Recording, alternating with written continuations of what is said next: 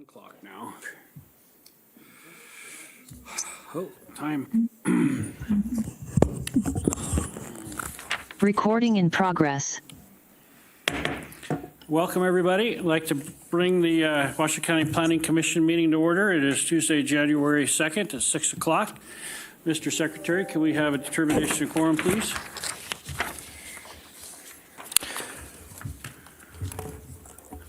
Linda Kennedy, go ahead and unmute Linda. Present. Okay. Francine Donchik, Present. Michael Flick, Present. Dan Lazareski. Here. Kate Nelson, Here. Pat Phillips, Here. Rob Pierce. Present. We have a quorum. All right, thank you.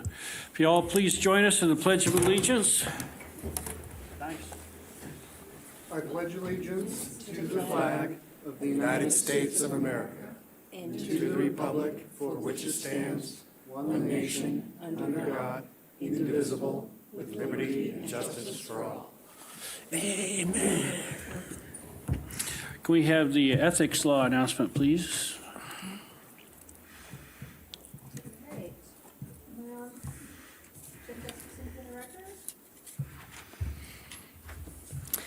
Commissioners are reminded that if with respect to any matter or any person coming before the commission today, number 1, you've received a gift or loan. Number 2, you have a pecuniary interest. Number 3, you have a commitment in a private capacity such as a family, employment, business, or similar relationship.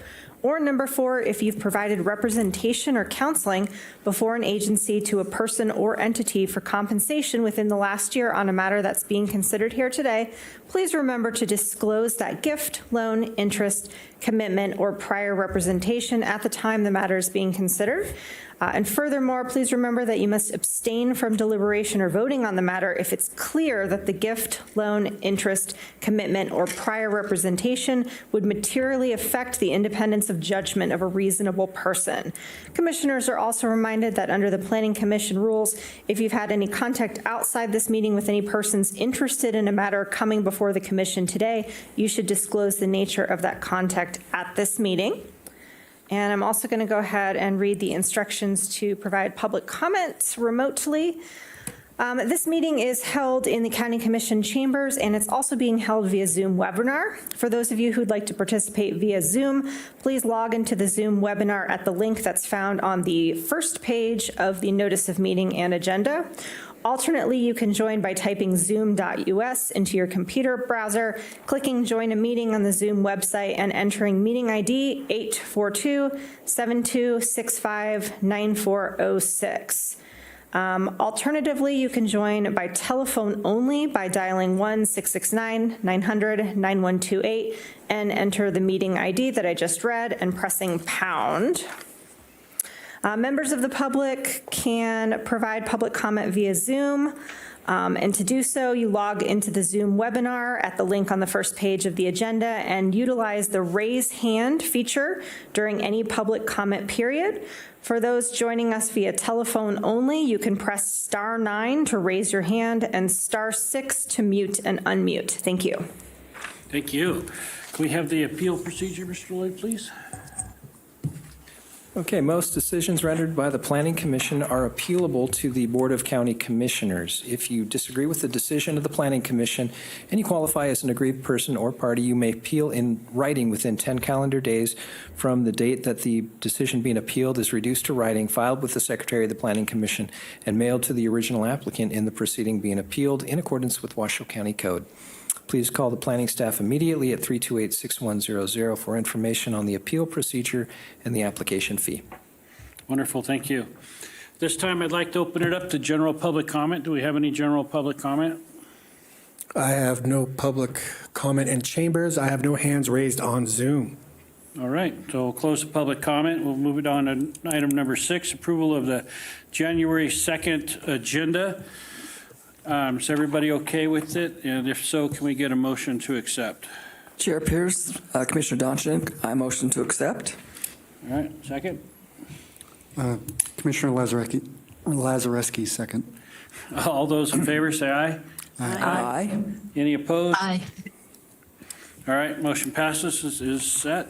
All right, number 7, approval of a November 7th draft minutes. Does anybody have any changes they'd like to discuss, or can I get a motion to accept? Commissioner Pierce, Commissioner Donchik, I move to accept the approval of the November 7th, 2023 draft minutes. Okay, we got a second? I'll second that. All those in favor say aye. Aye. Any opposed, say nay. Aye. Okay, that passes. Thank you. All right, moving on to number 8. 8A, this will be the Development Code Amendment case number WDCA 23-0005 for Village Green Community Area Modifier.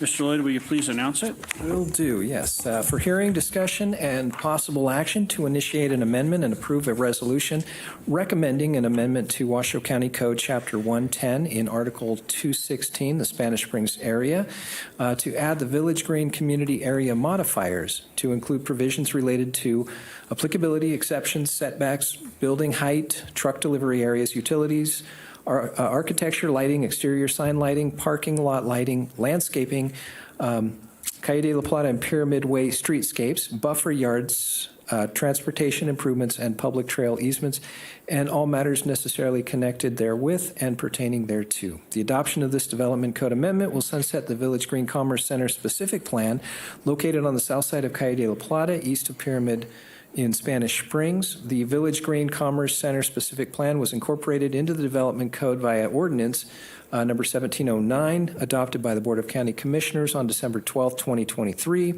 This proposed development code amendment incorporates standards from the Village Green Commerce Center specific plan directly into the development code. If the proposed amendments are initiated, the Planning Commission may recommend approval of the proposed ordinance as submitted, recommend approval with modifications based on input and discussion at the public hearing, or recommend denial. If approval is recommended, the Planning Commission is asked to authorize the chair to sign the resolution to that effect. So representing Washoe County in this matter is Planner Julie Olander. Floor is yours. Thank you.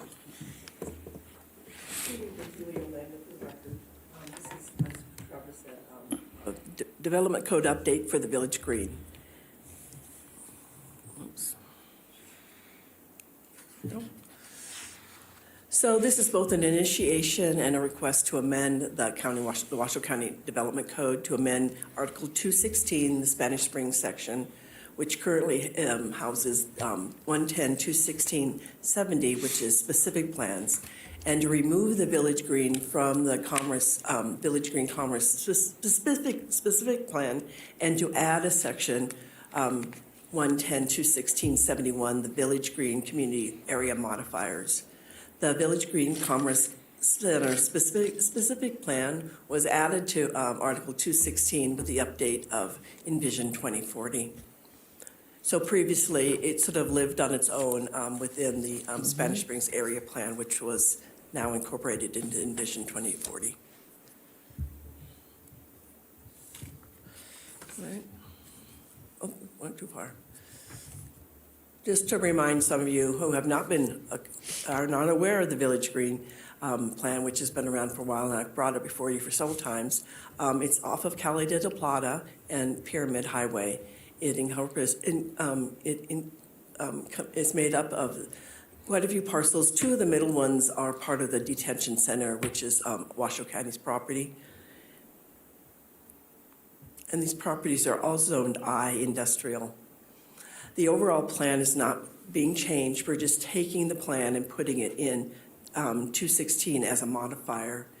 And the modifier will still address many of the issues that were originally for the specific plan, which had to do with the industrial uses adjacent to residential. Several areas are proposed to be removed because they are no longer needed, or there's other areas in the development code that addresses those items. And I've listed the four that are primarily going to be impacted. The proposed modifier will also be exempted from the Western Theme Design Guidelines, which previously was also part of the Spanish Springs Area Plan, Appendix A. It had quite a few requirements, and because of the location of the Village Green parcels, they are included in that Western Theme Design Guideline requirements. Also, so that it will no longer be part of that Western theme design guidelines. So it's removed from that, which also included a requirement about the coverage of the parcels, which it was not to exceed 30% of the gross parcel area. That became an issue for the industrial properties in the first place, and we had removed it from the Village Green specific plan. But however, on the last update of the specific plan, that line got removed and was not in there. So currently right now, those parcels in the Village Green specific plan do need to adhere to that 30%. However, after this development code update is completed, then that will no longer be the case.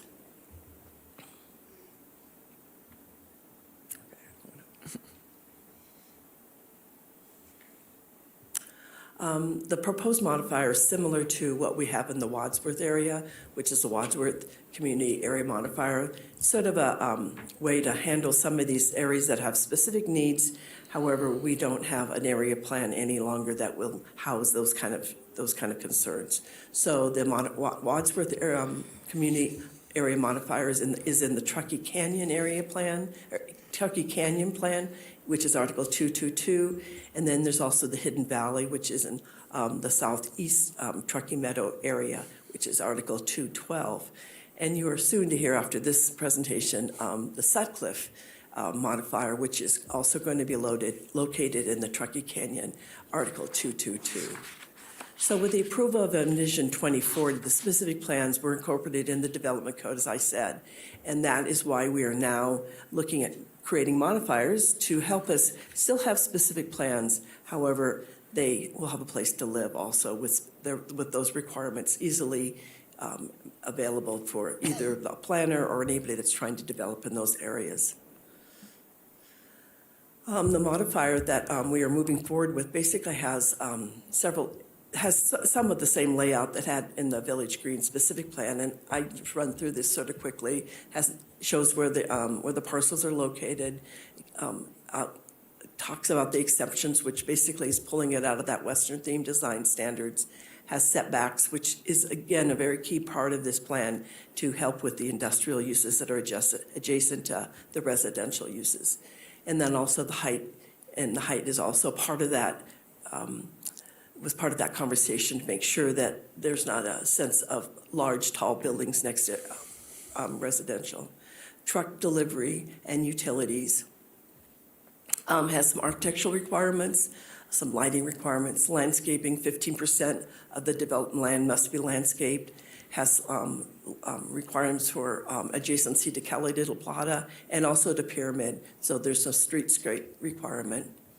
There's also a buffered yard requirement and a transportation improvement requirement. And this is sort of key for that area because these are industrial uses. Cali de la Plata has not been developed to be a commercial or industrial right away, arterial currently. So when the projects move forward in the Village Green area, they're going to have to deal with that roadway. And so this requires the approval of the county engineer. And then we kept the trail easement in the plan, which has been there from the very beginning. There was a trail easement that went right between the property and the detention areas. And that's an easement that would allow people from the industrial park to travel primarily north because they can't go south into Bridle Path, the Bridle Path subdivision, because Bridle Path has blocked that access. So at this point, they can only go north, but it's a trail that people could use, and it can go all the way up to Sugarloaf Mountain, which is to the north. I did hold several community meetings. I've had several communities meetings on this area, so I have a good sense of some of the people live out there. However, I did hold a specific meeting for this change on December 7th. It was held here at the Washoe County complex, and it was by Zoom. I had one attendee, and they just asked questions about the plan and so forth, and what we were proposing to do. And it was fairly easy, so it was an easy meeting. And staff is able to make all the 4 findings, and we see no reason not to be supportive of this application, of this proposal. And I provide a possible motion. And county staff is, the county is proposing this change, and so there isn't an applicant per se. The county is the applicant, so I'm available for any questions if you have any. Okay. Let's open it up to public comment, and then we'll come back to that. In chambers, I have Mark Siegel.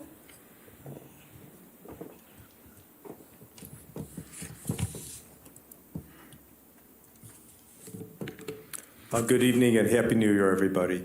I'm Mark Siegel with SJS CDLP, which is the owner of the 39-plus acre parcel at the easterly end of the Village Green project boundary area, known as 375 Calle de la Plata and APN 534-56110. A couple of quick comments here. First of all, we greatly appreciate and support staff's updating and correcting the development code, specifically as it applies to the proposed Village Green modifier. We had worked very closely with Trevor and Julie a few years ago, back in amending at the time the Village Green specific plan as it pertained to our specific site. We had tried to get some of the adjacent property owners to join with us. They weren't ready to do it at the time. They are now. And we really commend Trevor and Julie for their diligence and their focus on bringing in the other property owners to make this a much more unified plan. I think it would be better for the area, and so we thank Julie and Trevor for that and are in support of it. One minor item that we do need to state is Julie had mentioned that there was a mistake made in one of the more recent revisions to the specific plan. And I certainly make a lot of mistakes myself, let me say that. But just do need to state that as it was a mistake, we did not know that the coverage was going to be reinstated back. We had worked hard as one of the many items for it to not be there. It was a mistake, but we weren't aware of it. And I just want to state that for the record. We're very optimistic that this is a great plan that staff has worked on. It'll be moving forward, and we're hopeful and optimistic about that. 2 items which Julie had mentioned and we just want to reconfirm is that tonight's proposed Village Green modifier that all parcels won't be subject to the Western theme architecture designs, which I think Julie had stated. And also the second item is that the building coverage, as I mentioned, is no longer and will continue to no longer be subject to the various parcels that are affected. And then the third item is when we had gotten our amendment approved specifically for our parcel, again, which is the eastern portion, we had worked with staff, and I realize that this is going to be in engineering, but I just want to bring it to everyone's attention. We had worked with staff at the time, and we had immediately made the improvements to Calle de la Plata, as Julie had mentioned, as would be required for truck traffic. The residential development across the street was being developed, and so we, in a concerted effort, worked with them, worked with engineering staff, and do feel that our section of Calle de Plata is now in compliance with that. And so we just wanted to bring that to everyone's attention. I thank you very much and look forward to your consideration and approval of this. Thank you very much. Thank you. I have no further public comment in chambers, and I have no hands raised on Zoom. Okay, we'll close the public comment set time and bring it back to the board. Does anybody have any questions for? Is your mic on? Go ahead and talk with it. Yeah. Got a little confused on part of the presentation, namely dealing with the exceptions. Am I to understand that the utilities will not be underground? The electrical utilities are being exempted from that requirement? Julie will lay it for record. No, that is one of the items that they still have to comply with, that they have to Okay. be underground. Just wanted to make sure with that. Thank you.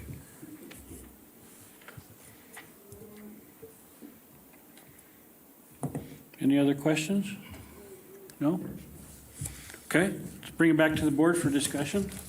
Do we have any discussion? Kate? No, I'm for discussion. I'm happy to see this process of moving things out of specific plans and out of small documents and into the proper county code is proceeding, and I appreciate staff's diligence in moving this forward and away from the process we've seen repeatedly with this area of having to come back before us for minor adjustments. Yeah. Yeah, I agree with you 100%. Okay, so if we have no discussion or anything, then I'll open to a motion. Does somebody want to propose, make a motion? Go ahead. Commissioner Donchik, I make a motion. I move that after giving reasoned consideration to the information contained in the staff report and information received during the public hearing, the Washoe County Planning Commission recommend approval of WDCA 23-0005 to amend Washoe County Chapter 110 Development Code in Article 216 Spanish Springs area to add the Village Green Community Area modifiers as reflected in the proposed ordinance contained in Exhibit A1. I further move to authorize the chair to sign the resolution contained in Exhibit A on behalf of the Washoe County Planning Commission and to direct staff to present a report of this commission's recommendation to the Washoe County Board of County Commissioners within 60 days of today's date. This recommendation is for approval is based on the ability to make all of the following four findings set forth in Washoe County Code Section 110.118.15 parentheses E. 110.18.815E. I thought I heard something else, just for clarification. I might have misheard you. No. Okay, and I'll second that. And so all in favor, say aye. Aye. Aye. Opposed, say nay. Motion passes. Thank you.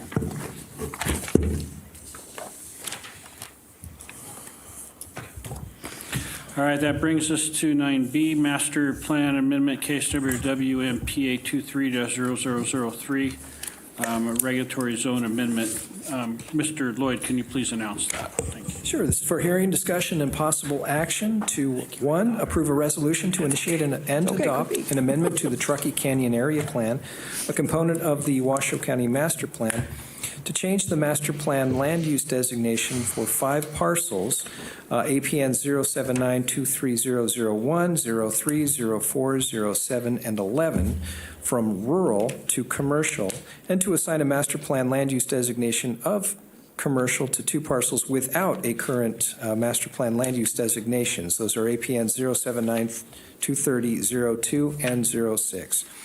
And 2, subject to final approval of the associated master plan amendment by the Board of County Commissioners and a finding of conformance with the Truckee Meadows Regional Plan by regional planning authorities, approve a resolution to initiate and recommend adoption of an amendment to the Truckee Canyon Regulatory Zone map to change the regulatory zone for 2 parcels, 079230001 and 03, from general rural to neighborhood commercial, 3 parcels, APN 079230004, 07, and 11, from specific plan to neighborhood commercial, and to assign a regulatory zone of neighborhood commercial to 2 parcels without any regulatory zone designations. That's APN 079230002 and 06. The third request is to approve a resolution to initiate and recommend approval of an amendment to Washoe County Code, Chapter 110, Article 222, the Truckee Canyon area, to add a new section for the Sutcliffe Community Area modifiers, which designates parcels subject to the modifiers, specifies exceptions to development standards for the neighborhood commercial regulatory zone for the Sutcliffe Community Area, provides for additional residential uses which shall be allowed by right in the Sutcliffe Community Area, and provides for additional commercial uses which shall be allowed with a special use permit in the Sutcliffe Community Area. And finally, number 4, to sunset the Crosby Lodge specific plan that includes 3 parcels, APN 079230004, 07, and 11. Representing Washoe County in this matter, once again, is Planner Julie Olander. All right, Julie, floor is yours. Thank you. Julie Olander for the record. So this is a plan we have put together for the Sutcliffe area. There's some specific things going on out there, and so we have to do a master plan amendment, a regulatory zone amendment, We need to sunset the Crosby Lodge specific plan, and then we need to amend the development code to add the Sutcliffe community area modifiers. So just to get you oriented, there's just a few parcels out there. There's 7 of them, and they're surrounded otherwise by the tribe out there, the Pyramid Lake tribe. So you can see where these parcels are. And just to give you a little bit of background, in 2011, the Crosby Lodge specific plan was approved for 3 of the parcels, for 04, 7, and 11. And they were given, they have a regulatory zone, they had a master plan designation of rural, and then they had a regulatory zone designation of GR, and that was changed to SP, a specific plan. So they do have an SP designation, unlike the Village Green, which we just talked about. So the Crosby Lodge was put together primarily by the owner of the property out there, and it was to preserve the lodge and to create a recreational area out there. However, in 2019, the 3 parcels were sold, and that changed the ownership, which causes these parcels to be in conflict with the specific plan requirements per NRS and Washoe County Code, which basically says they need to be under single ownership or control. So that was lost after 2019. So we have those 3 parcels that are in conflict of what they're supposed to be in the specific plan. So that put the specific plan somewhat in question if we needed that out there or not. And then we became aware that there's 2 parcels out there that do not have master plan designation or zoning. And so you can see where the 2 parcels are. They aren't highlighted in R. So that causes some issues out there. And then here are the 2 parcels. They're highlighted in yellow here. And so you can see the 3 parcels that have the SP, which were part of the Crosby Lodge. And then you have 2 little parcels that are GR. And then you have the 2 parcels that have nothing. So staff looked at that, and we sort of were in this realization that the modifiers is a way to handle these unique locations in some of the more rural areas and possibly other places too. So we came up with developing the Sutcliffe Community Area Plan, and that will have specific standards with residential uses and commercial uses. However, to do that, we had to decide, well, what do we want to master plan and zone these parcels out there? What's going on out there? And as you go out there, you realize there's a real mixture of things going on out there, that over the years, things have just somewhat evolved in their own way. Some of them, because they're under the Crosby Plan, they meet the Crosby Plan requirements. We basically came down to, after talking to the residents, came up with the idea that the properties are master planned, are rural. However, they're really more functioning as commercial. They have, basically the bottom line is we realized neighborhood commercial would be the best zoning designation to give them, and to give them the NC, they had to be master plan C, commercial. And so then we came to this conclusion that we would do all 7 of the parcels because they were all basically functioning the same way. They all have a mixture of uses. Some have residents on them, some have RV parks on them, some have some outdoor storage on them, some have some auto repair things going on them. So there's, I don't know if you've ever been out there, but there's a little bit of everything. So we came up with the idea of going with the C for the master plan and NC for the zoning, and then on top of that to sunset the specific plan, the Crosby plan, and then to create a modifier. So this is where we're at. We are proposing to create this modifier in Article 222 of the Truckee Canyon area. And within that modifier, we're proposing, basically, it's very simple, much simpler than the Village Green, because we don't have that much going on out there. So it's basically, we have an area where we're identifying the properties and where they're located. We've given them special setbacks that they meet, and then we have a height requirement of 45 feet. And then we've identified the allowed uses, which primarily are for the residentials are allowed by right. And then the commercial, even though a lot of these commercial uses are going on currently, if they want to expand more than 10% or create a new use, they will need a special use permit. And then otherwise, they fall under the NC requirements. So if it's allowed by under NC by right, then they can do that by right. However, with these items, we wanted to make sure that they got a special use permit. I do want to point out that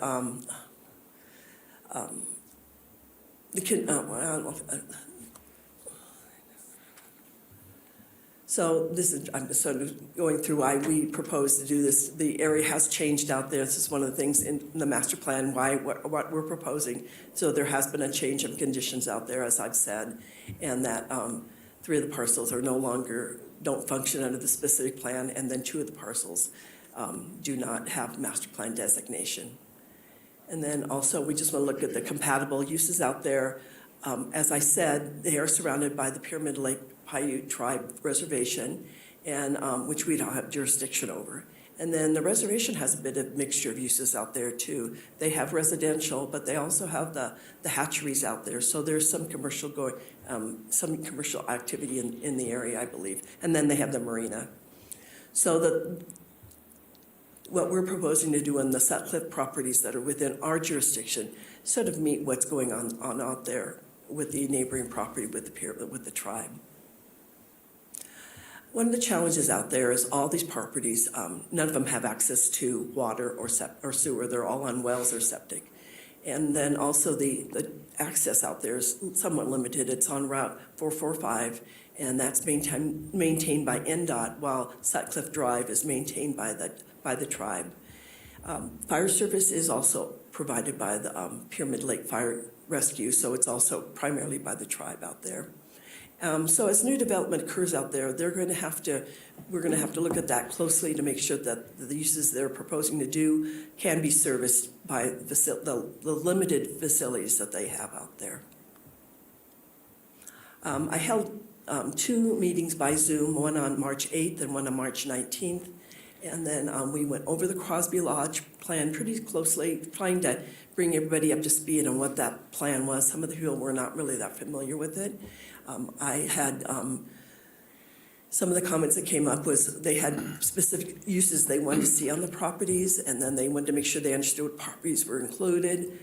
They wanted to know how that would affect their properties, and then they, like I said, had questions about the Crosby Lodge. I had several conversations with the tribe directly, with the chairman and also the landsman out there. He maintains the property out there.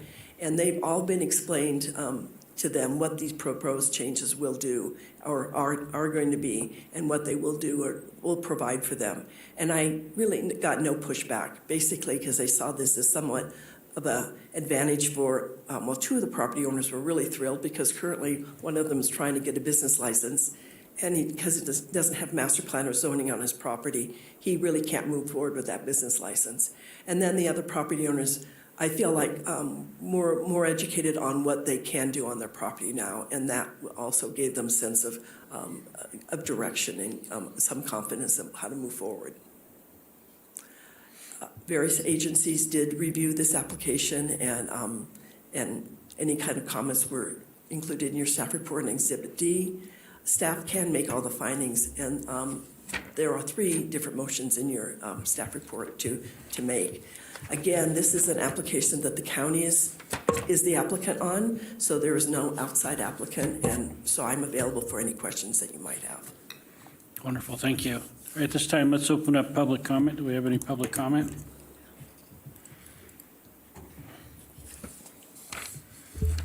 I have no public comment in chambers, but I do have a hand raised on Zoom. Dan Raybear, please unmute. State your full name for the record. Hello, can you hear me all right? Yes. Yes. All right, my name is Dan Raybear. My last name is spelled R-E-Y hyphen B-E-A-R. I'm an attorney for Numu Inc., which is a federally chartered corporation wholly owned by the Pyramid Lake Paiute Tribe. I just have a couple of questions regarding the proposal, all specifically referencing the report provided now and page 9 of the planning report.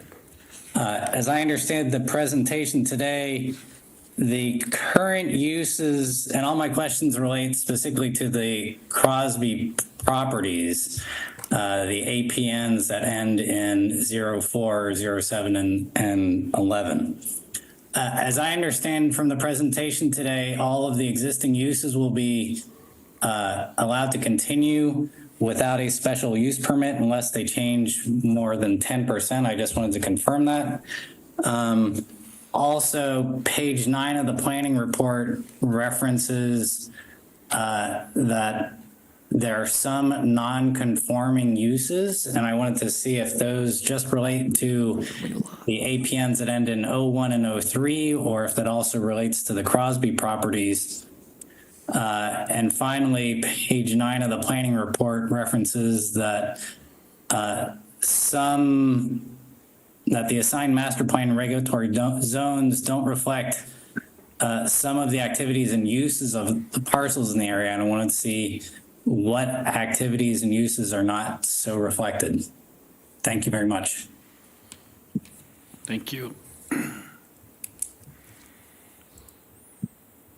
I have no further public comment on Zoom, nor in chambers. All right, we'll close the public comment period and bring it back to the board for questions.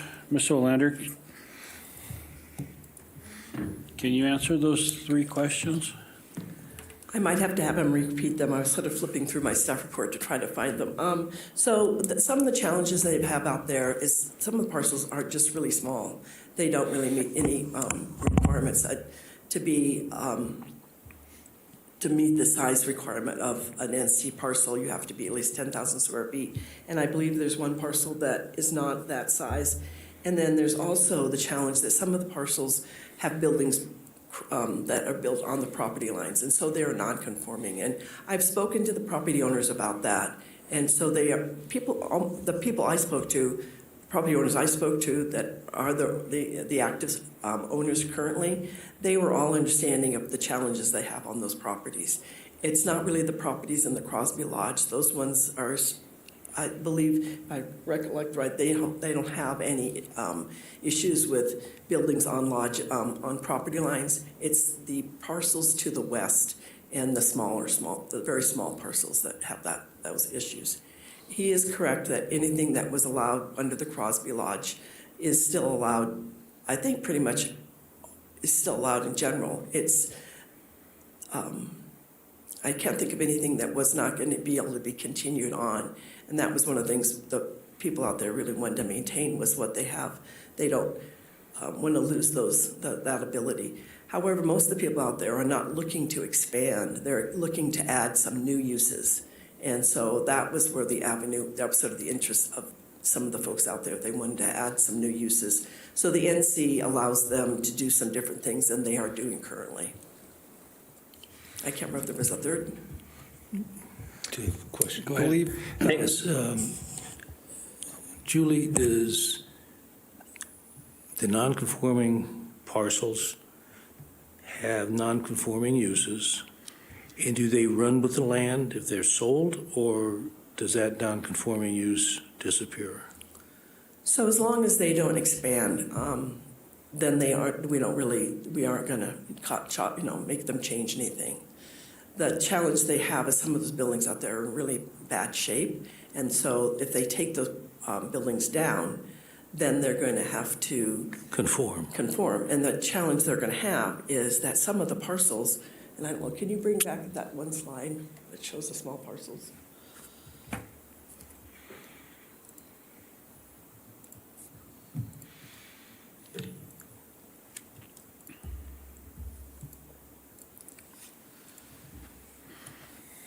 This one, Julie? That one's fine. So you can see the 2 parcels that have GR on it. The one to the north is, square footage on that is 12,000 square feet. And then that smaller one, just that little one is 3,400. And both of those, you can't really see very well, but the one to the north, maybe you can see that one white building there is right on the property line. Now, they're owned by the same, well, it's owned by a brother. So the brother owns the one to the north, and then the yellow parcel that doesn't have zoning or master plan on it is owned by the other brother or brother and sister-in-law. And I can't remember on the little parcel. Oh, excuse me, they're all three of those are owned by the same family, all three of that. The one that's both the GR ones and the yellow one. So they have some challenges there on where their buildings are located. Okay, so, but my question is, they're non-conforming.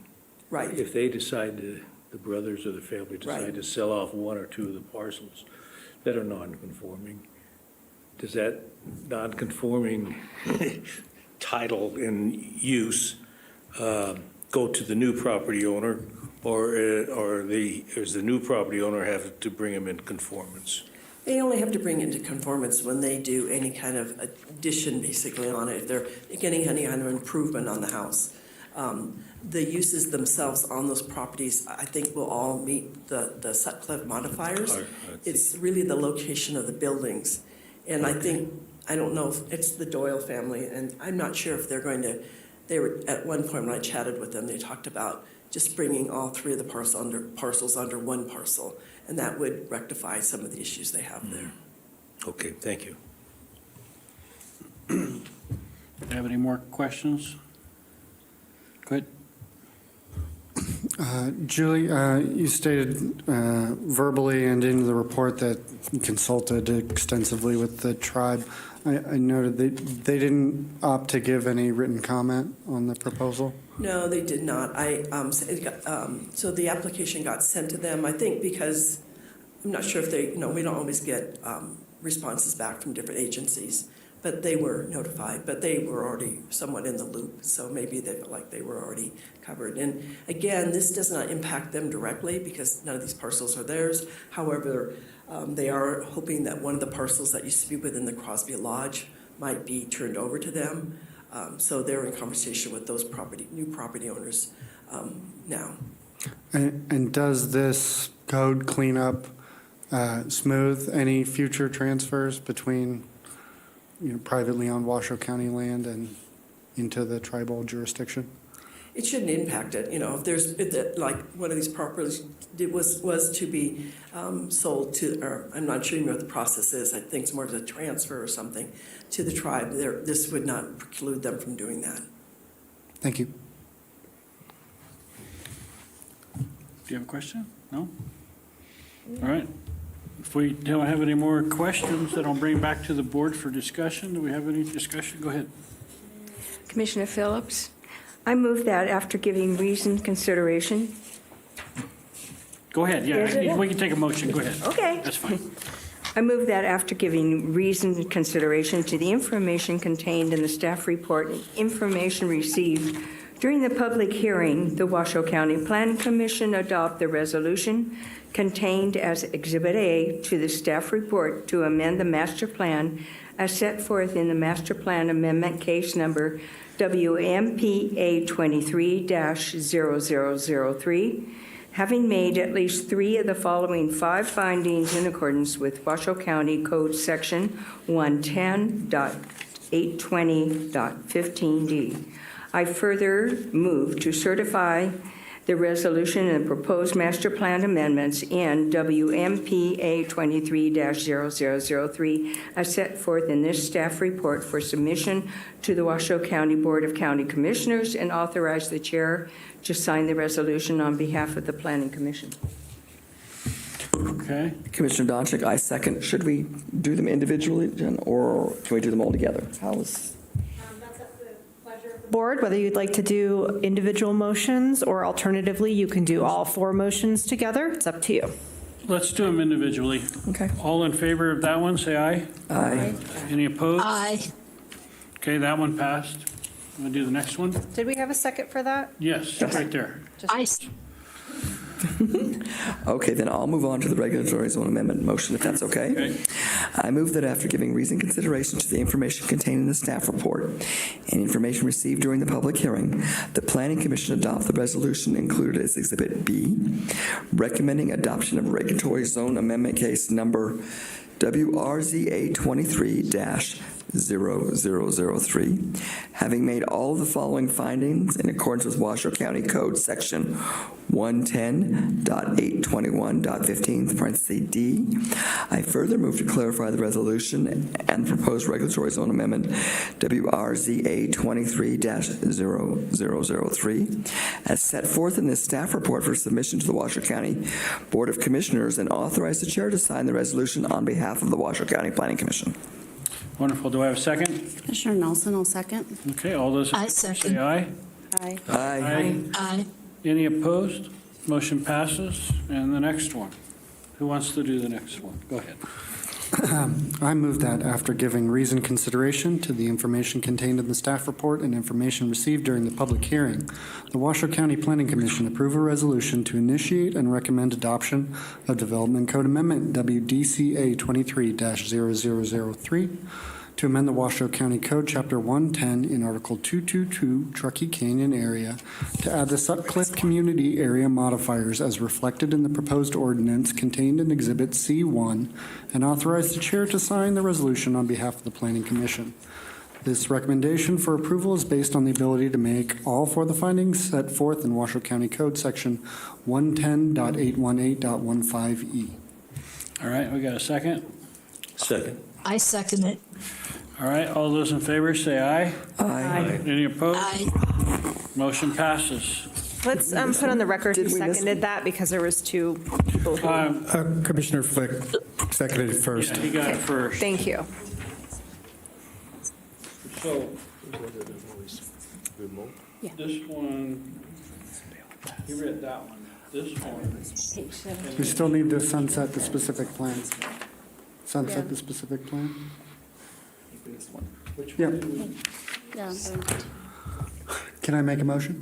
Yeah, go ahead. I move that after giving reasoned consideration to the information contained in the staff report and information received during the public hearing, the Washoe County Planning Commission sunset the Crosby Lodge specific plan that includes 3 parcels, APNs 079-23004, 07, and 11, and which was approved under Regulatory Zone Amendment Case Number RZA 10-002, to be effective upon the final approval of the Regulatory Zone Amendment Case Number WRZA 23-0003. Commissioner Donchik, I'll second that motion. All right, all those in favor say aye. Aye. Any opposed? Motion passes. Okay, so I think we had 4 there. There And there's should only be 3, so the first one's the one I'm confused about. We did the first one. There's 4. There is, okay, so I see 3. 1, 2, 3, The fourth is 4, sunsetting. 5. There's 5. 5. We missed one. So, The development code recommendation, the small one. right, but 1, 2, 3. Oh, there is the 4th, okay. We missed the Got little it. one in the middle. So, I think we've had 4. You're good. Out of 5. Out of Yeah. 5. Got them all. There's right? 4 requests. There was 4 motions. Right, okay. Covering those I just want to requests. make sure. So, okay, got it. Okay, Sorry. got it. All right, moving on. Thank you. Mr. Chair, if I could, I just want to acknowledge Planner Julie Owander. She was tasked with just bringing the 2 parcels that didn't have any zoning or master plan. We asked her just to give it some master plan and zoning. She took the initiative to incorporate all of that specific plan, the Yeah. Crosby Lodge. that's great. And I think it's a much better product now, much Yeah, better. So great. kudos to Julie. Thank you, Julie. All right, so that moves us on to 9C, Development Code Case Number WDCA 23-0004 for accessory dwelling unit detached accessories, manufactured housing, battery charged fences. Mr. Lloyd, can you please announce it? I have to ask the staff to keep these a little more brief. I'm sorry. Do my best. For hearing, discussion, and possible action, to initiate an amendment and approve a resolution to recommend amending Washoe County Code, Chapter 110, by modifying various sections in Division 3, Regulation of Uses, and Division 4, Development Standards, in order to update regulations related to accessory dwelling units, detached accessory structures, manufactured housing, and battery-charged fences. These updates include deleting a section specifying the procedure and findings for placing a manufactured home that is less than 1,200 square feet in size and modifying various sections to allow detached accessory dwelling units as an allowed use by right in certain residential regulatory zones. Required detached accessory dwelling units on parcels 1/2 acre in size or smaller to be subject to the administrative review permit process in Article 809. Update the maximum square footage for both attached and detached accessory dwelling units. Define minor accessory dwelling unit. Modify permitting requirements for detached accessory structures. Update the minimum square footage for manufactured homes, and add provisions related to battery-charged fences as required by Nevada Senate Bill SB 208, and all matters necessarily connected therewith and pertaining thereto. If the proposed amendments are initiated, the Planning Commission may recommend approval of the proposed ordinance as submitted, recommend approval with modifications based on input and discussion at the public hearing, or recommend denial. If approval is recommended, the Planning Commission is asked to authorize the chair to sign a resolution to that effect. Representing Washoe County in this matter is Planner Kat Oakley. Kat, floor is yours. Thank you.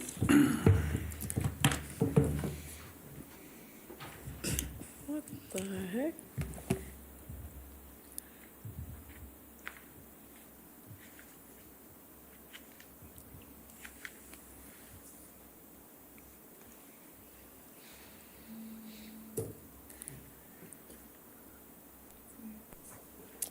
Aha. Sorry, Kat, there you go.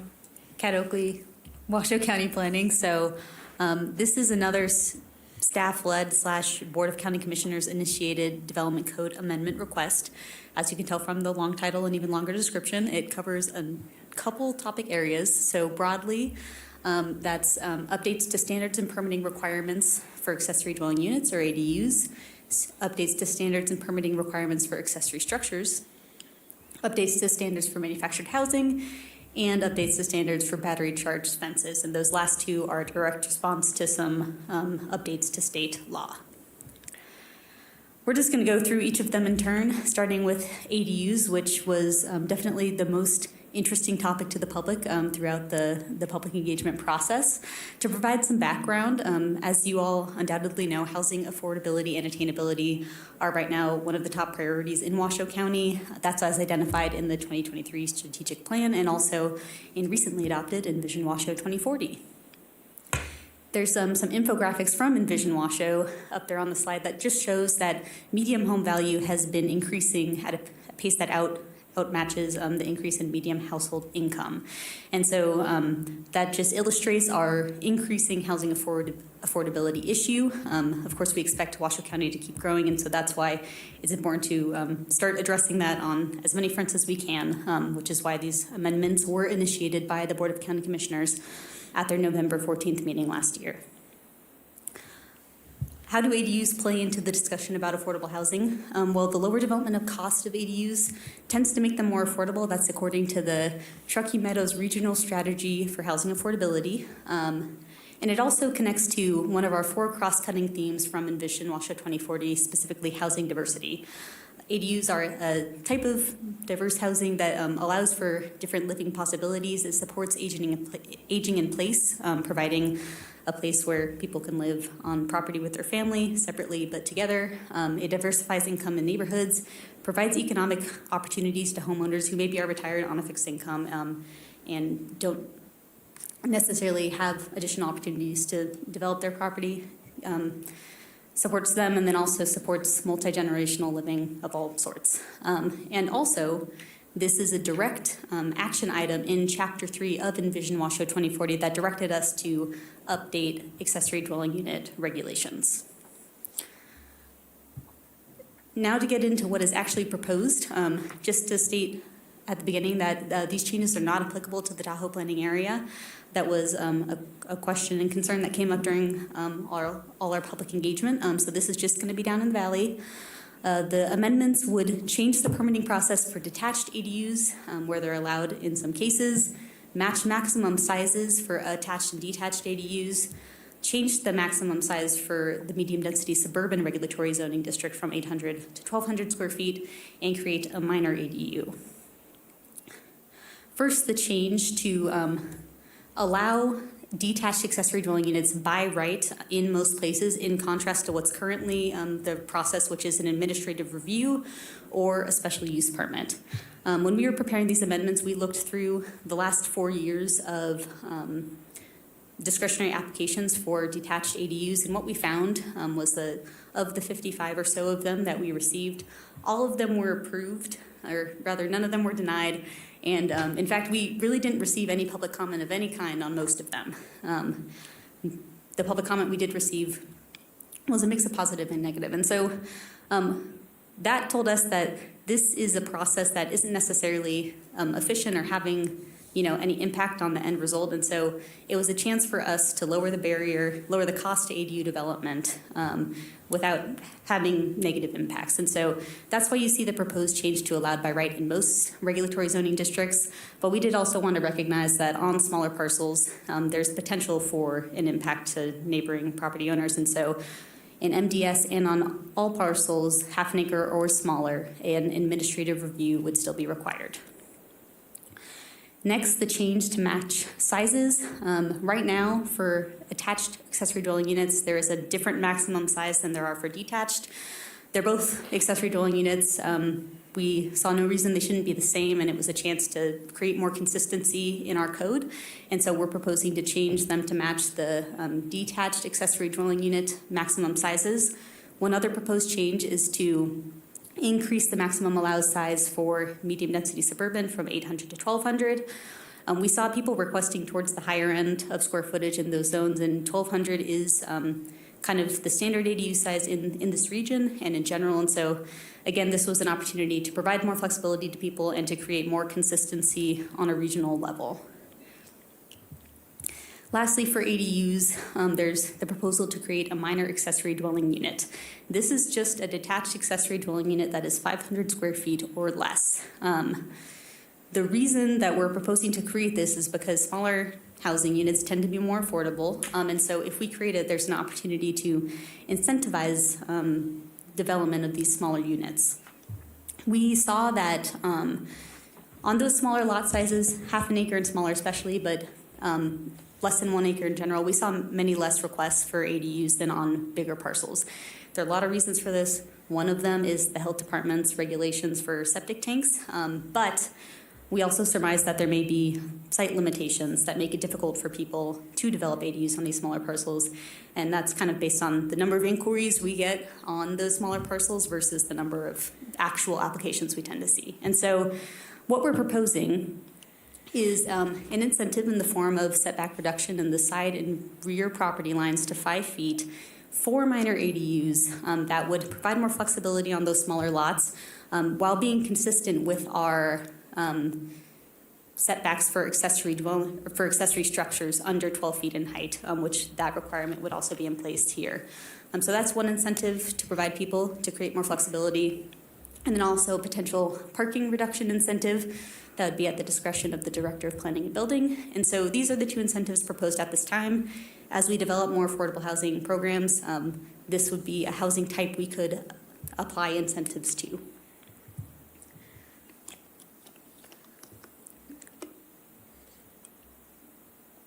All right. Moving on to accessory structures.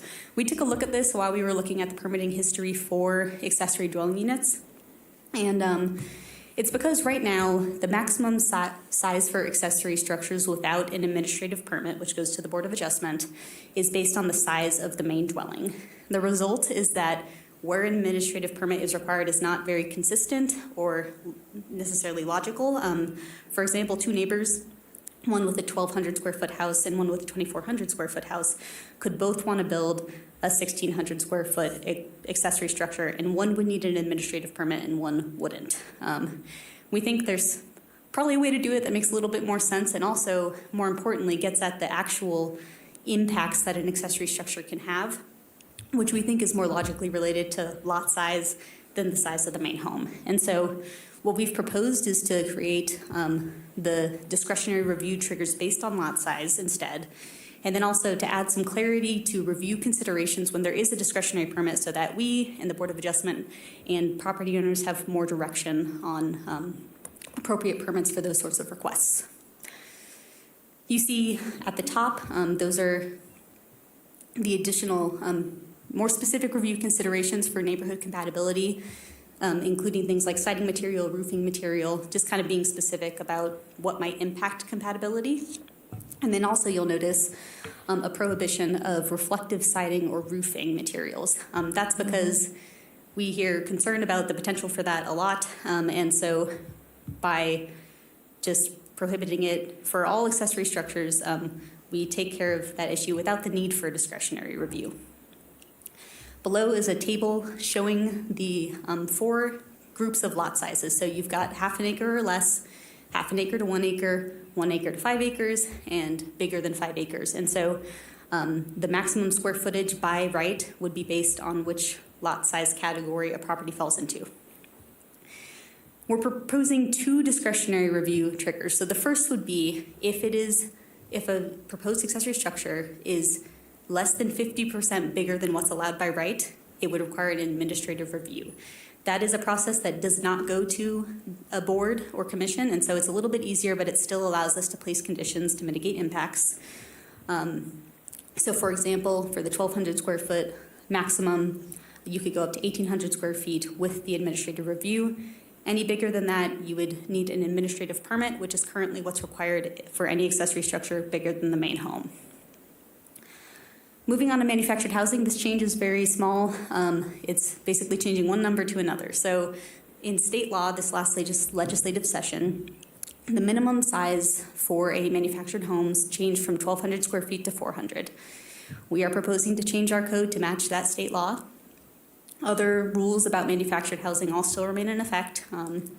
For example, it has to be constructed within the last 6 years, other sorts of requirements. And so the only change really is the square footage. We are also deleting a manufactured housing section that's no longer relevant because of the change in minimum size. That's that change there. While this is coming from state law, we also think it is relevant and positive to affordable housing. As I said, those smaller units tend to be more affordable, and so this is a change that can help that. Lastly, last legislative session, a law passed requiring local jurisdictions to adopt an ordinance with amendments regarding battery-charged fencing. This is not an electric fence the way you would think of it. It's actually a fence that is hooked into an alarm system, so if it's touched, it would trigger the alarm.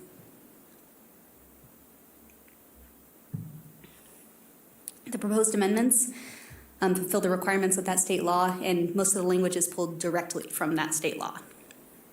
These are those changes. We did receive a public comment with some concerns about the language, specifically concerned that it might be mistaken or confused with livestock electric fencing. As you can see under F there, the definition of the battery charged fence as being tied into an alarm system is in this section. So we think that will make it clear. There's also concern about the sign reading warning electric fence. Again, this is required by the state law, and we are adopting what is required. 2 neighborhood meetings were held, one on December 7th and one on December 14th. Approximately 25 people attended each meeting for a total of 50. There were questions about things like the potential impacts of ADUs, about relevance to the Tahoe Basin, septic regulations, how we considered ADU impacts, and so we answered questions and heard some comments on those topics and others. We also received some written comments. I've had subsequent conversations with some of those commenters about their questions and concerns, and hopefully resolved some of them, but you have their comments as well. One of the following findings must be made to move this amendment forward. The staff report lays out how all of the findings can be made. We are recommending approval, and I am happy to answer any questions. All right, thank you. But you're the applicant too, right? Yes. Okay. All right, so let's open up a public comment. Do we have any public comment?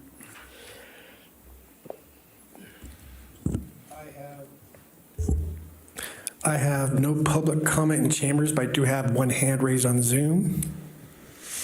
Pat Davison, please unmute and state your full name for the record. Okay, my name is Pat Davison. Did you hear me okay? We can. Go ahead, Pat. Okay, great.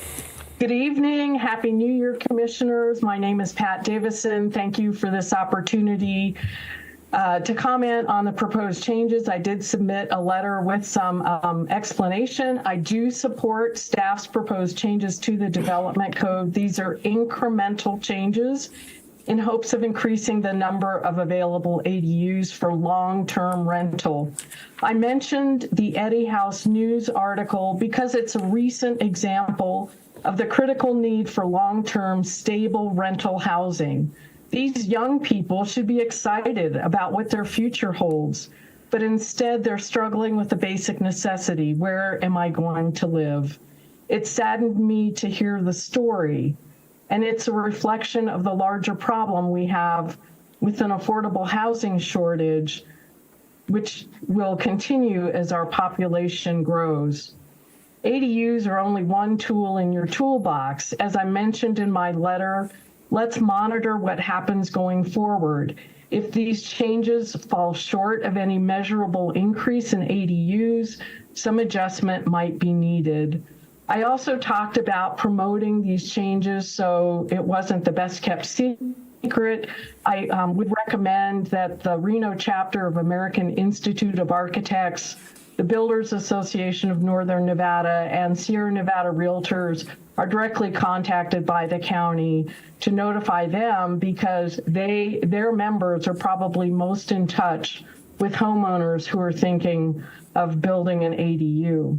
Lastly, I want to thank Kat Oakley for her patience and help. She was a tremendous resource for me in answering my questions and giving me the bigger picture when it comes to permitting costs and time requirements of the current versus proposed procedure.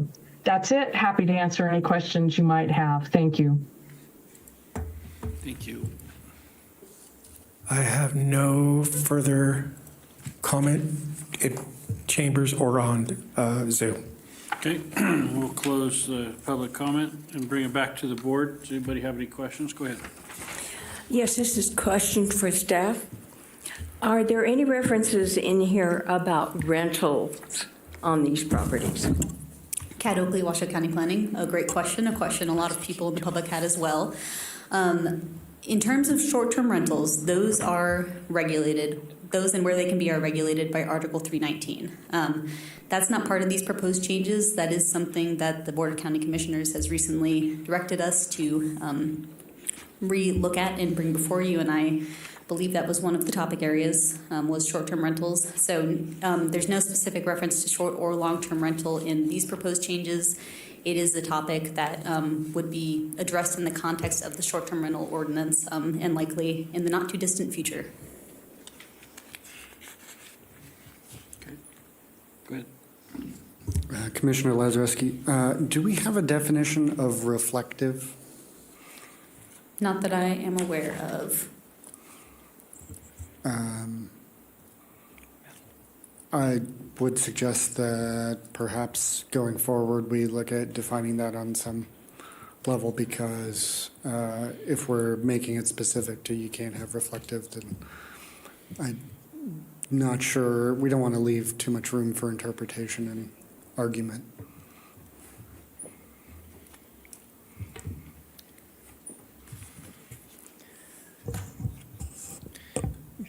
Yeah, that was borrowed from another section of code.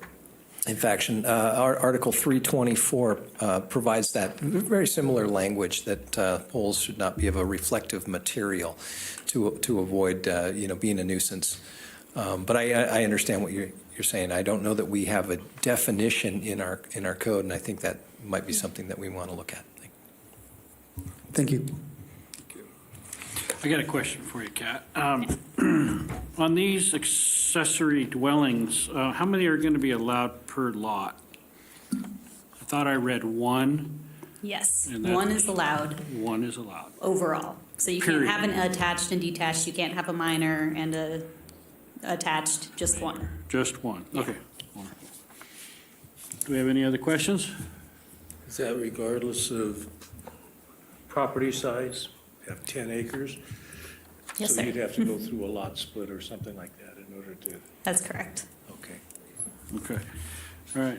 No, do we have any discussion? If we don't have any discussion, then I'll entertain a motion. Doesn't look like we have discussion, so go ahead. Commissioner Lazareski, I move that after giving reasoned consideration to the information contained in the staff report and information received during the public hearing, the Washoe County Planning Commission recommend approval of WDCA 23-0004 to amend the Washoe County Chapter 110 Development Code within Articles 302, 304, 306, 312, and 406, as reflected within the proposed ordinance contained in Exhibit A1. I further move to authorize the chair to sign the resolution contained in Exhibit A on behalf of the Washoe County Planning Commission and direct staff to present a report of this commission's recommendation to the Washoe County Board of County Commissioners within 60 days of today's date. This recommendation for approval is based on the ability to make all 4 findings set forth in Washoe County Code Section 110.818.15E. Do I have a second? Commissioner Nelson will second. Okay. All those in favor say aye.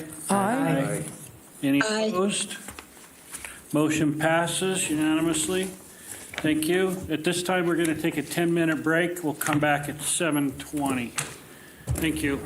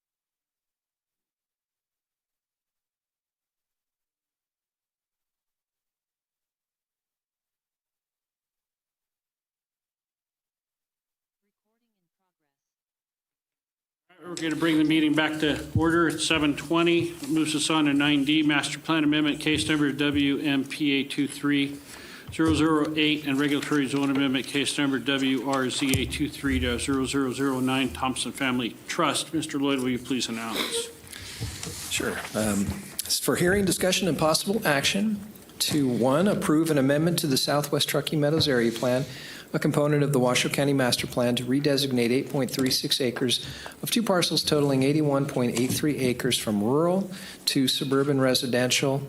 And 2, subject to final approval of the associated Master Plan amendment by the Board of County Commissioners and a finding of conformance with the Truckee Meadows Regional Plan by the Regional Planning Authorities, recommend adoption of an amendment to the Southwest Truckee Meadows Regulatory Zone map to redesignate 8.36 acres of the same parcel from general rural to low-density suburban, and 3, if approved, authorize the chair to sign resolutions to this effect.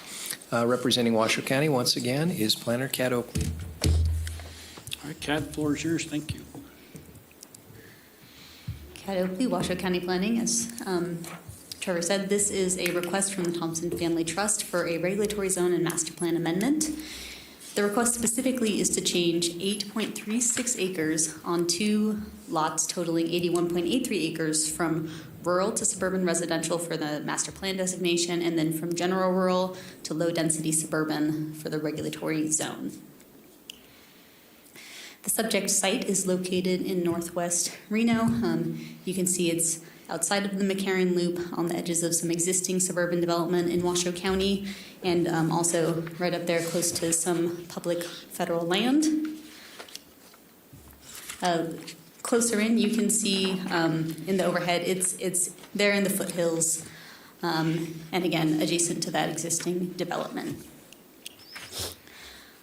These parcels, both of them, are currently undeveloped. There are some flatter areas, but the majority of both parcels are made up of slopes over 30%.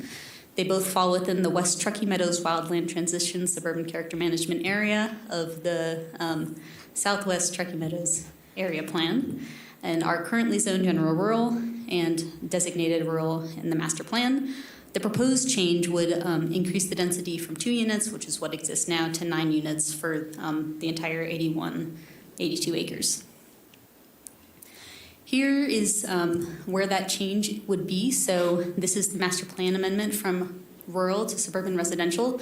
You can see it's at the northern part of these parcels and bordering some other residential parcels that have that same designation in part. Next, the regulatory zone amendment request. This is those same 8.36 acres from general rural to low density suburban. As you read in the staff report, staff is recommending denial on both of these requests. One of the big reasons why is because of the development constraints on the parcels and specifically in the proposed LDS area. Here is a outline of where the proposed new LDS zoning would be. It's that blue outline on the edge. Everything in that would be LDS. On the lots in general, 64% of the area is slopes steeper than 30%. In this area specifically where the LDS is proposed, 2.1 acres or about 25% has slopes greater than 30%. As you can see as well, there are some kind of littler areas amongst the relative flat, but there is encroachment into the more contiguous steep hillside there on the edges of this proposed rezone. You can see too that that darkest green color is what's flatter than 15%. Everything else is steeper than 15%, so the flatter areas also do have some slopes that would need to be dealt with in development.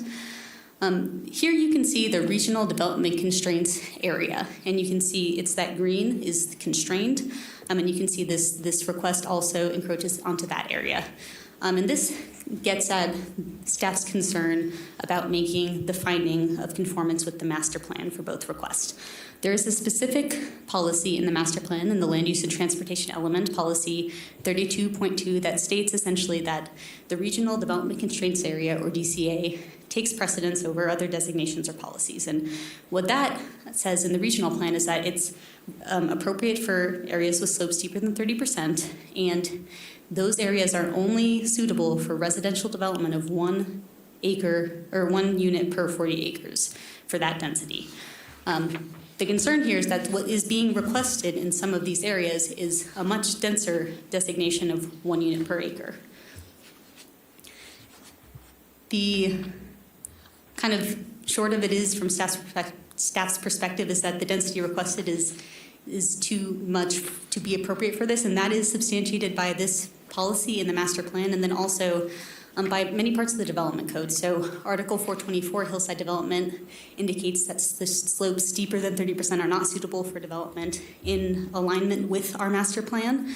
And also the intent of general rule, as described in WCC 110, 106, 15A, is to include areas with steep slopes, floodplain, those developmentally constrained areas. And of course, the density of general rural is 1 unit per 40 acres because that's what is appropriate in those areas. In alignment with all these policies in our code, the engineering division has also recommended denial based on the site characteristics and their concerns about developing it at the proposed density safely. And so because of this, staff can't make the finding regarding conformance with the master plan or some of the other findings for the MPA or RZA, since the density that's being requested simply isn't suitable for these slopes. And of course, at this time, we are reviewing just the master plan designation and the zoning, not any future lot layouts or deed restrictions or anything like that. And the zoning at that density isn't appropriate.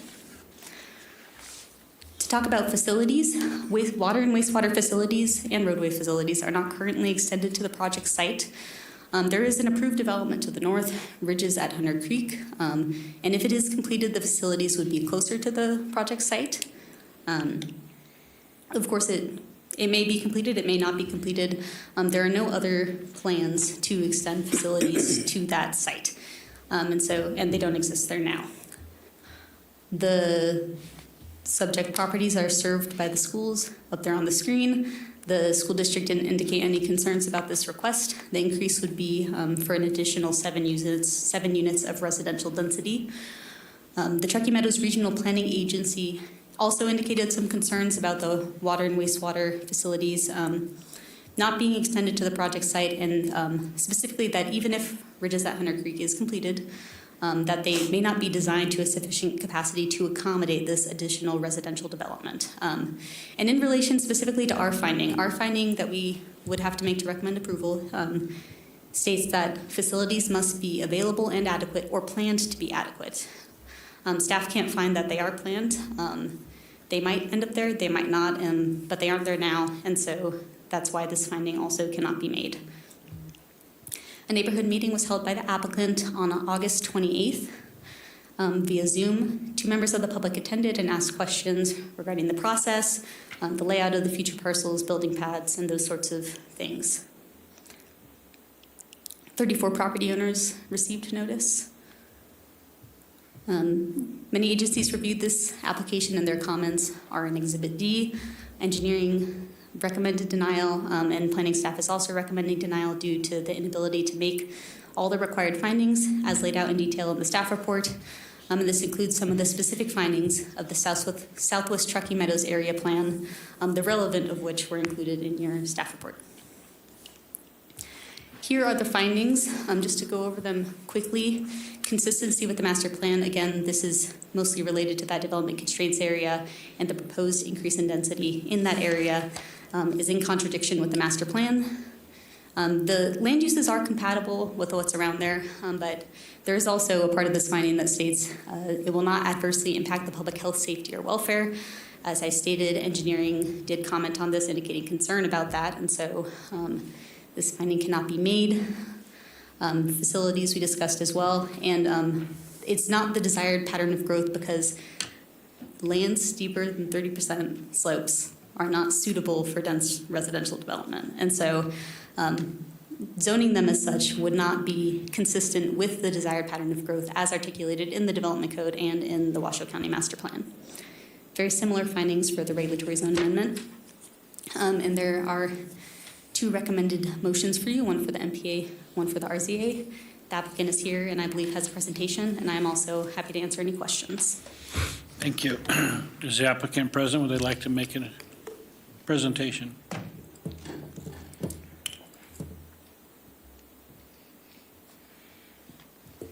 Yes, good evening. My name is Courtney Sweet. I'm an attorney at Gunderson Law Firm. I'm here on behalf of the Thompson Family Trust, the applicant. David Thompson is also here on behalf of the trust, and we are also joined by John Krompatic, who helped put together this application. So we're all available to answer any questions or comments that you might have.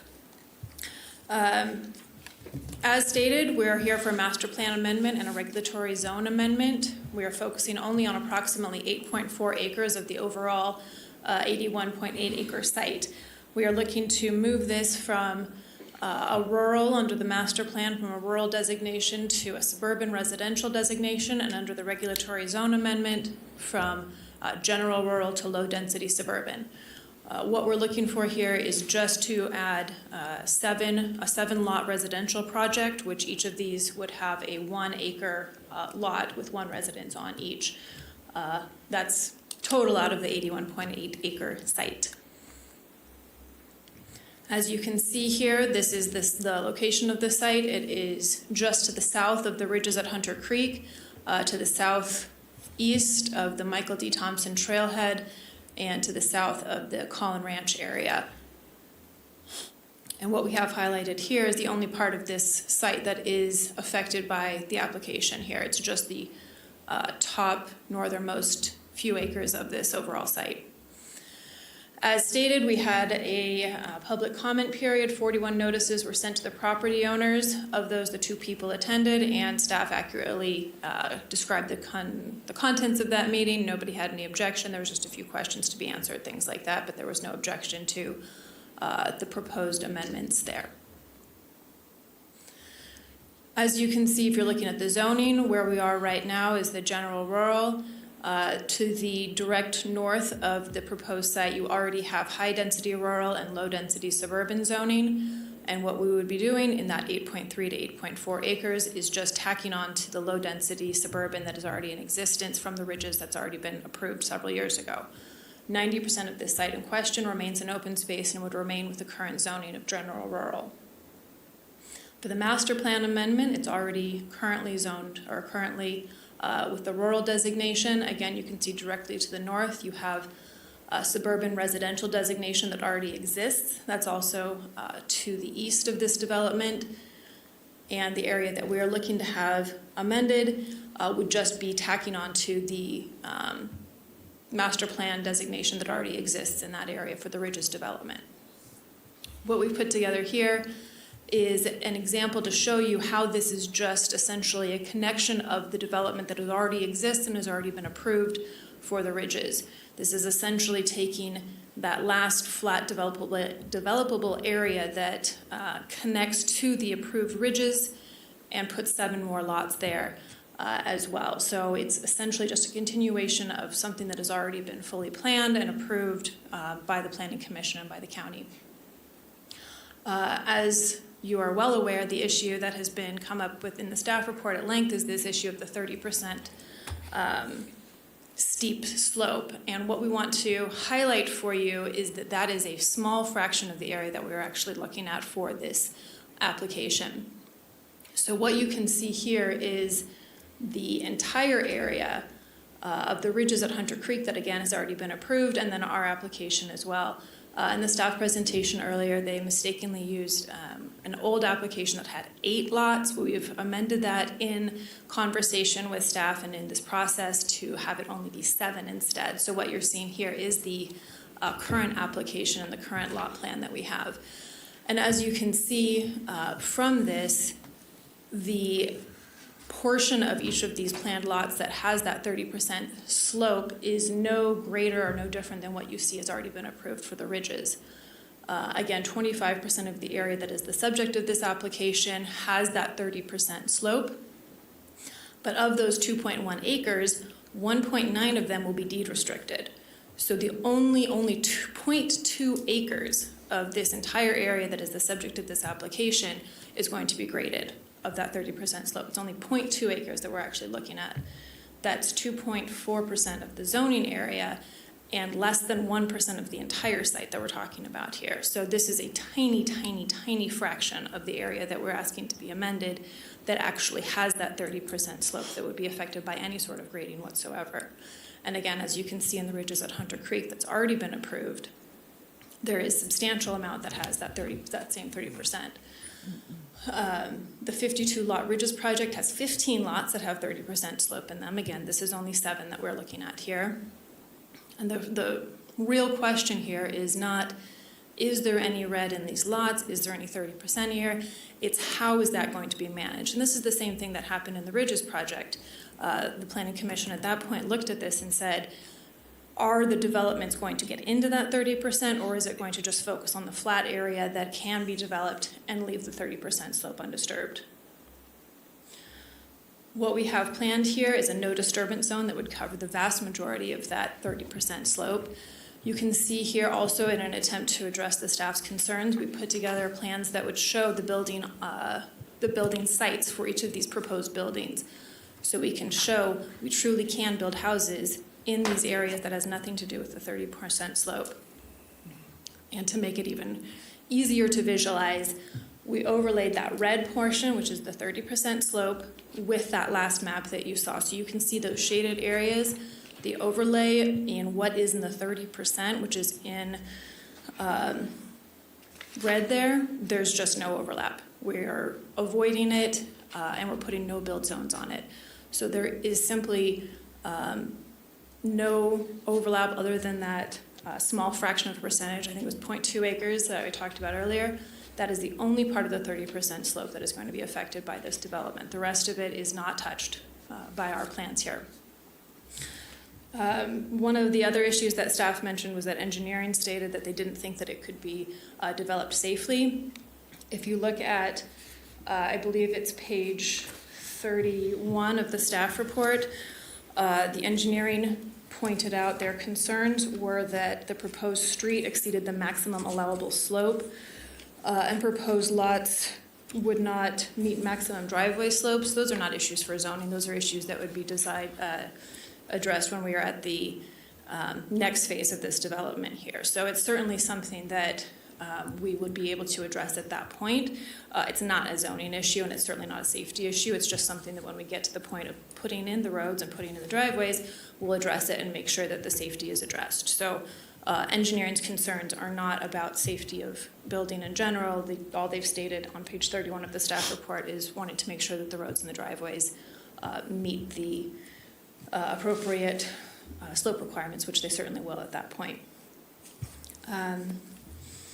This is essentially an area where we're, again, finishing up the development here. We're finishing up what's already in the ridges and taking an area that is the tail end of this developable area and making sure that we can put a few more houses in there to meet the growing needs of this community that we have. Again, when you're looking at that same green area, the only part of it that's covered by the DCA is going to be restricted, deed restricted, so nobody can build on it anyway. Again, John Kernpotic was the planning consultant here, and David Thompson is the owner. I'm Courtney Sweet. If you have any questions or anything like that, I'd be happy to answer them. Otherwise, I'd reserve the rest of my time for any rebuttal if necessary.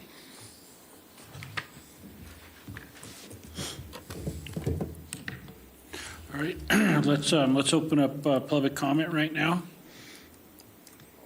I have no public comment in chambers, no hands raised on Zoom. Okay, close public comment and bring it back to the board for questions. Go ahead.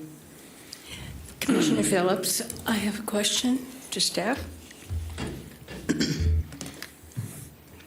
I'm looking at the lack of responses in the questionnaire or that are part of the applications. There are 11 that did not respond. And some of these are rather important. The Truckee Meadows Water Authority, the NDOT. Do you think this is probably too early to ask for this without getting full information? Kat Oakley, Washoe County Planning.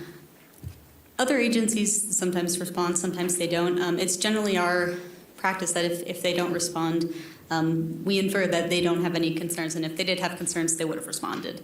I am aware that probably doesn't feel very perfect. In this case, we did get responses from a number of agencies that I would consider relevant, including engineering, including, I believe, the Nevada Department of Wildlife. I think there is information, sufficient information on this request, and I think the information points to denial, which was in line with my recommendation.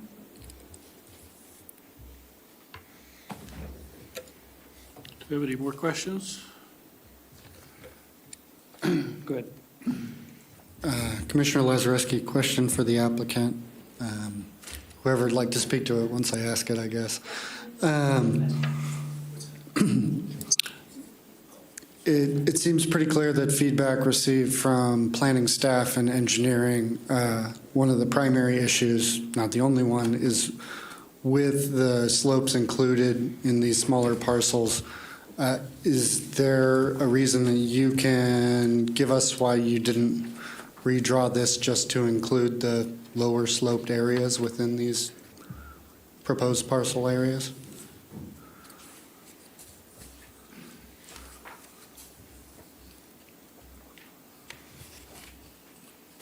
Thank you, Commissioner. John Krompatic, been working with the applicant for a couple of years now on this and staff. Let me go to a map that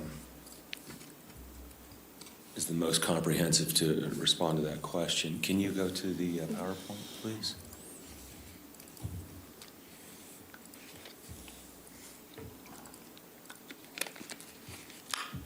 So I think the one that kind of tells the most comprehensive story, this one certainly in terms of, you know, the overall, how it fits in form to the adjacent approved project. This in terms of slope, again, looking at the adjacent project, but really, this one shows, as Courtney Sweet pointed out, that 99% of the site, this is our topography analysis, not some GIS source, but real topographic analysis, with the roadway laid out, with the footprints of houses placed in their location of which we have control of. There is 1% disturbance of the site between the grading for the lots, for the houses, the roads, and as Ms. Sweet pointed out, the driveways would be something in the tentative map stage. So, I mean, I've been doing this a long time, and this is the way we've done business as long as I've known. As long as we don't disturb the 30%, then it's just lot in a zoning context, which is what we're trying to accomplish. And of course, the economics of the land are important, so we're trying to get something out of it. Thus, we started with 8, staff pushed back, adjusted it to 7. And we felt like we did a very, very responsible with respect to grading and minimizing environmental impacts in this plan. Thus, the 7 lots. I hope that helps and answers your question, sir. Thank you. Okay, thank you. Kat, I got a question. Maybe I'm misunderstanding, but aren't they asking for a change on all the property? Cat Oakley, Washoe County Planning, no, they're asking to change 8.36 acres from general rural to low density suburban. Okay, I thought I heard at the beginning you were talking about all of it. Okay. In the balance, is it balanced the same? All right, do we got any more questions or discussion? Go ahead. Yeah, I'm sorry. Is the balance of the land going to remain what is zoned today? Or is that being changed? The overall zoning will change. Right now, there's about 82 acres of general rural. There would 8.36 of those acres would be replaced with low density suburban, which is why the residential density would increase from 2 overall units to 9. But the balance of the 88 acres is going to remain with? Are you saying the majority would? Yes.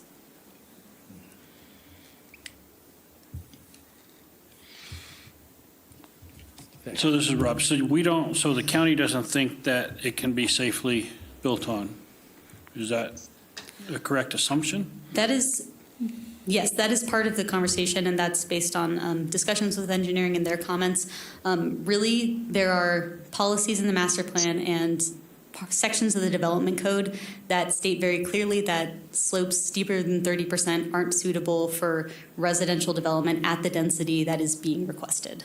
So if they were asking for a different density, then you guys probably would be okay with it. If they were not asking to increase the density on lands with slopes steeper than 30% beyond 1 unit per 40 acres, then the slope concern wouldn't be, it wouldn't be a concern for the request. Okay. Yeah. So they could technically come back and change their request and everything would be fine and still get what they want, basically. There are still, there were the other facilities-related concerns, but it would resolve this set of concerns. And I know they have been talking with regional and with us about how to resolve facilities concerns. So a request that didn't include the slope steeper than 30% would certainly be, it would meet more of our policies and more of the findings. Okay, now the facility request, could you refresh me on that again? Yes, so right now there are no existing water or wastewater facilities that extend to the subject site. There is an improved residential development ridges at Hunter Creek to the north of the site. However, that project may or may not be completely built. If it is, then those facilities would extend closer to the subject site. If it's not, then they wouldn't. If they are extended closer to the subject site, we don't know whether or not they would be sized to accommodate this additional residential development or not.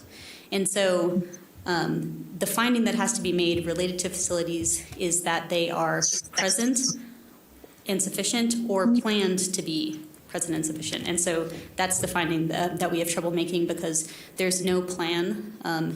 If Ridges doesn't fully develop, there's no plan to have facilities at that site, which would then call into question whether or not the residential intensification is appropriate and is in alignment with those findings and with our plans. Okay. All right. Go ahead. Commissioner Phillips with the question. After what you've just said, would it help, and I think I can ask a what-if question, if they change the areas of zoning request for the master plan for now, would that help? If they were reduced to not include the areas with slopes steeper than 30%, yes, that would help in that it would take care of one of the concerns regarding the request. Yes, in the theoretical world where they did that. But the request that they've moved forward with is for the 8.36 acres at this time. Okay, well, we have to make a decision on the request that they have at the present time. So if we have no more questions and no more discussion, I'll entertain a motion. I personally am siding with staff on this for denial. But we'll take a motion, whatever you guys say. Commissioner Lazareski, I have a pair of motions. I move that after giving reasoned consideration to the information contained in the staff report and information received during the public hearing, the Washoe County Planning Commission deny the master plan amendment, case number WMPA 23-0006, being unable to make the required findings in accordance with Washoe County Code section 110.820.15D, specifically with regards to availability of resources and with master plan conformance of high slope development. Commissioner Lazareski, can you be a little more specific? If you look on page 17 of the of your staff report, it has the numbers for the different findings, and it would be better for the record if you'd be more consistent or more specific. Okay. The second part.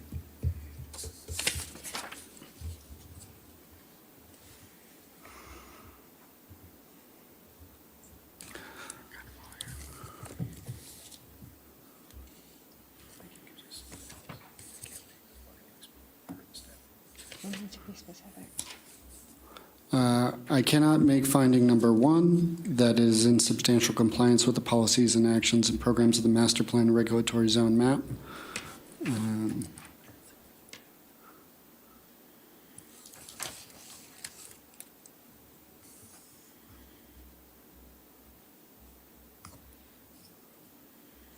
And I cannot make finding number 4, that adequate facilities to serve the intensification currently exist or are specifically planned. Okay, do you want to make a motion on the, can we make a motion on the regulatory zone amendment also at the same time? You can, or you can separate them. It's up to the board. Do you want to do that now, or? Okay, I finished the first motion, so I'm sorry. you can't make those findings in Washoe County Code Section 110.820.15D and with policies SW 20.1 and SW 20.3 of the Southwest Truckee Meadows Area Plan. I further move that after giving reasoned consideration to the information contained in the staff report and information received during the public hearing, the Planning Commission recommend denial of the regulatory zone amendment case number WRZA 23-006, being unable to make the required finding in accordance with Washoe County Code Section 110.821.15. The specific finding being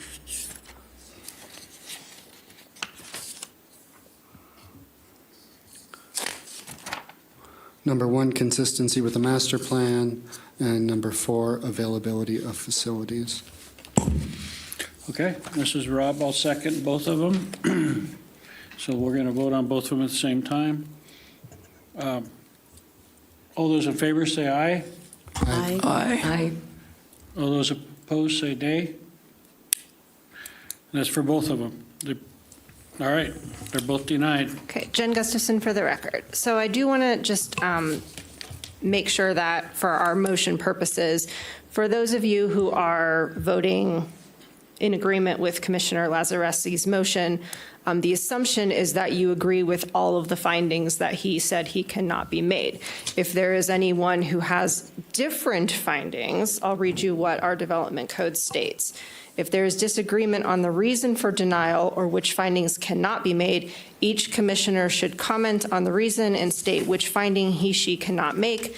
And the motion may state it's based on individual comments. So I would, just counsel the board that if anyone has additional or different findings that they would like to put in the record, that would be appropriate.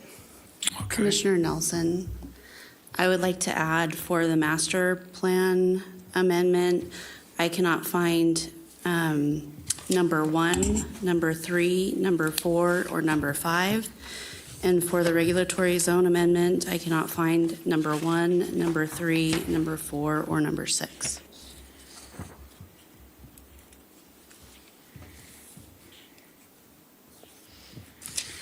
This is Rob for the record. In terms of the master plan amendment,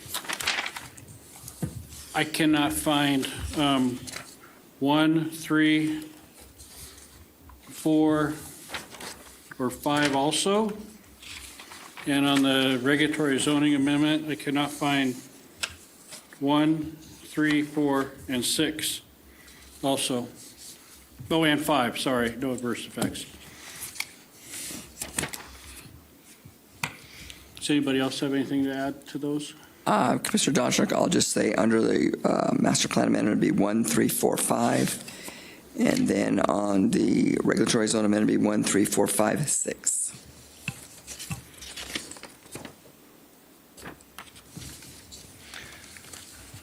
Anybody else got anything? Go ahead. Do you have anything? Okay.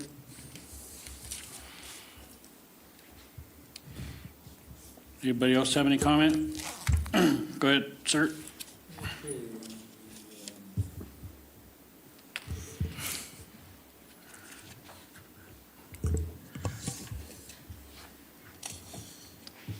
Okay, on the amendment, adopting the master plan amendment, I go 1, 3, 4.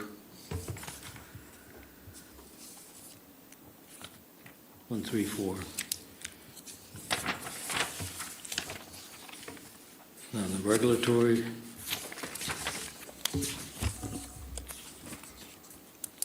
Go 1.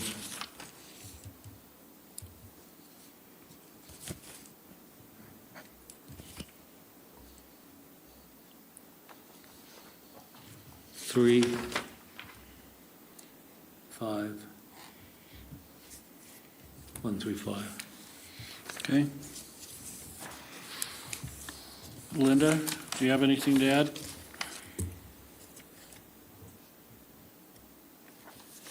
Ms. Kennedy? It appears that Commissioner Kennedy has dropped off Zoom Okay. as of 7:56. Okay, all right. Okay. Mr. Lloyd, will you please read the appeal process? Just real quick, before we get there, do you know when Commissioner Kennedy, was she participating in that vote? Did you? Participated in the vote. In the vote, And okay. as I went to look just now to let her know to unmute, I noticed she was gone, but she did vote Okay. for the denial. So the assumption for Commissioner Kennedy will then be, as the motion maker, Commissioner Lazareski, that those findings would be what she would vote for, since there was no further clarification on that. So just to clarify for the record, the motion maker should indicate that the motion is based on the individual comments that were presented on the specific findings that could not be made. With that amendment, do you accept that motion? Yes. Okay. Do we want to do a second for that? I'll second it. Okay, and then just confirm your votes again by just saying Okay. aye. Do you want to do individuals, or do you want? No, just say with that amendment that the motion is based on the individual comments that were just presented today. With that motion, the individual comments today warranted a denial.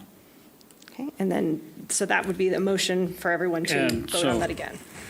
We're going to put another motion out there, a motion for denial. We've got a first and a second. So all those in favor for a denial on both the master plan and the regulatory zone amendments, say aye. Aye. Aye. All those opposed, say nay.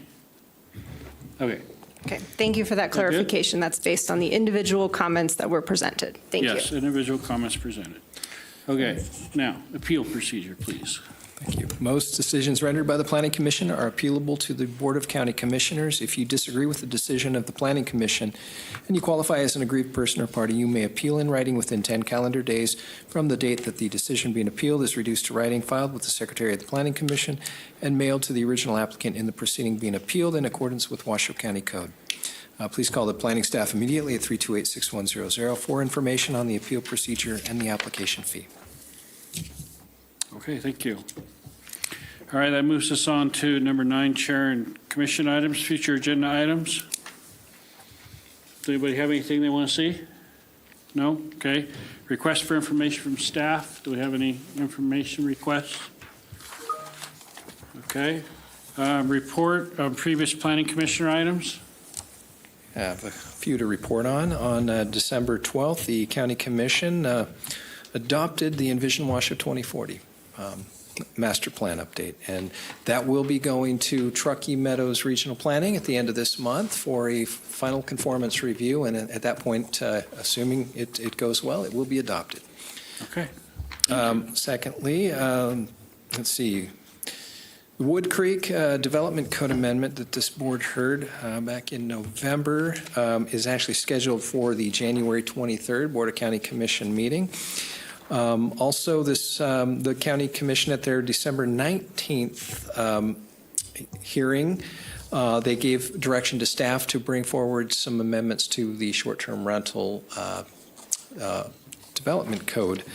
So there will be certain amendments that will be brought forward to the Planning Commission shortly. That's all I have. Okay. Legal, do we have anything from legal? Yeah, real quick. So I reported maybe last meeting about the Paiute abandonment. It was a road, Paiute Road up in Crystal Bay. And there was a prolonged litigation over that abandonment. That has now concluded. The applicant had appealed to the Supreme Court to hear the matter en banc, which basically means that the entire Supreme Court would weigh in, and the Supreme Court denied that request. So this should officially be over. We hope. Okay, thank you. Let's call for general public comment. Do we have any public comment? No public comment in chambers, no hands raised on Zoom. Okay, with that, we are adjourned. 8 o'clock. Thank you, everybody.